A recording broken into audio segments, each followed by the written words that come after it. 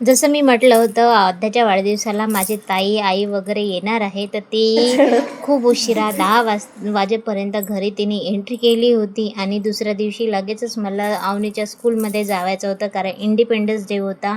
आद्याला मी ताईकडे ठेवलं होतं कारण आद्याला मी माझ्या ताईमध्ये दिसते, तर ती तिच्याजवळ हमखास राहते.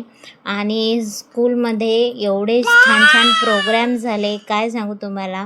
मी तिथे गेल्याच्या नंतर खूप मला अशी आठवण आली स्कूलची माझ्यावाल्या, की आम्ही होतो तेव्हा असेच चालू होते आणि एवढ्या वर्षानंतर अवनीमुळे मला स्कूलमध्ये जावं लागलं आणि त्या आठवणी माझ्या ताज्या झाल्या.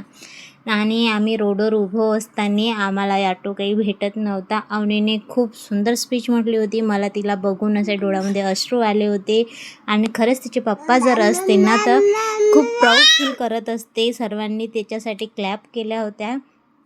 प्राऊड फील केलं मी त्यावेळेस की नाही, माझी अवनी आहे, अभ्यासात सुद्धा हुशार आहे. चला, आमचे असे छोटे लगेचच अवनीची स्पीच झाल्यानंतर आम्ही तिथून निघून आलो होतो. निघून आल्याच्यानंतर आम्हाला तिथून ऑटो नव्हते भेटत. आणि अवनी खूप खुश करत होती की नाही येत असेल ऑटो तर पायी पायी चला चला. आता आमचं संभाषण तुम्हीच ऐका.